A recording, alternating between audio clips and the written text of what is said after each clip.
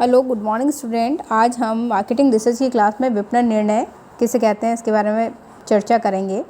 विपणन निर्णय से आशय किसी अंतिम परिणाम तक पहुंचने या किसी बात के निश्चय से होता है। यह एक ऐसी प्रक्रिया होती है जिसके द्वारा विभिन्न विकल्पों में से किसी एक सर्वोत्तम का चयन किया जाता है।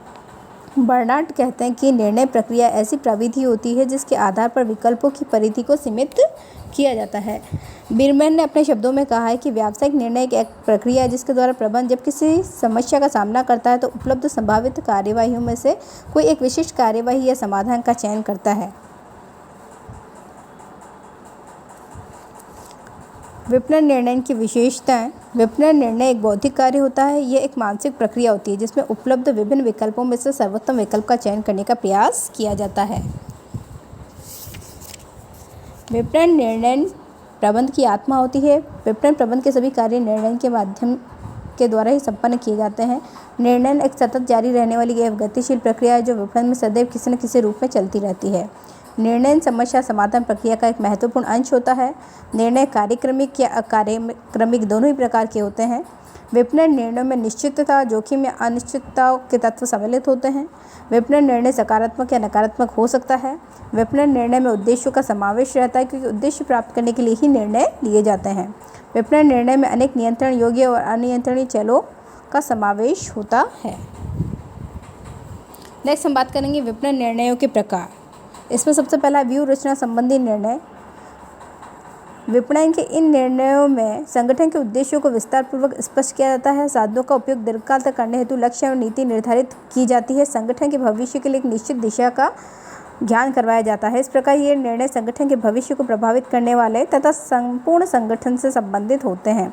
यह निर्णय उच्च प्रबंधन के द्वारा संबंधित व्यवसाय की प्रकृति को ध्यान में रखकर लिए जाते हैं क्योंकि निर्णयों के माध्यम से उपक्रम अपने लक्ष्य को स्पष्ट करता है, उपलब्ध अवसरों एवं बाहरी वातावरण के कारण उत्पन्न समस्याओं के अनुरूप अपने साधनों को समायोजित करने का प्रयास भी करता है तथा अपने उत्पाद के विपणन के क्षेत्र को सीमाबद्ध करता है। नेक्स्ट है प्रशासकीय निर्णय, एडमिनिस्ट्रेटिव डिसीजन।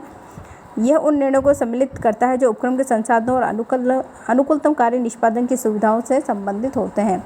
विपणन संगठन के ढांचे में सुधार, अधिकार, सत्ता, उत्तरदायित्व के संबंधों का निर्धारण, विपणन सूचना प्रणाली की स्थापना आदि से संबंधित निर्णय प्रशासकीय निर्णय होते हैं। ऐसे निर्णयों का उद्देश्य विपणन व्यूह रचना संबंधी निर्णयों को कार्य रूप में परिणत करने हेतु एक प्रशासकीय वातावरण करना होता है। प्रशासकीय निर्णय को 3 भागों में बांटा जाता है: नीति निर्णय, प्रशासकीय निर्णय और कार्यवाही निर्णय। नीति संबंधी निर्णयों में उपक्रम के भावी लक्ष्य निर्धारित किए जाते हैं। इन लक्ष्यों को प्राप्त करने के लिए सामान्य कार्य अवधि निश्चित कर दी जाती है। ऐसे निर्णय किसी भी संगठन की रूपरेखा, वित्तीय संरचना, विपणन नीतियों आदि के संबंध में होते हैं। प्रशासकीय निर्णय प्रयोग में लाए जाने वाले साधनों का निर्धारण करते हैं और मध्यम स्तरीय प्रबंधकों द्वारा लिए जाते हैं। कार्यकारी निर्णय तो वह होते हैं जो कार्य करने वाले व्यक्तियों द्वारा कार्य के समय दिन प्रतिदिन में लिए जाते हैं। फिर है परिचालन संबंधी निर्णय।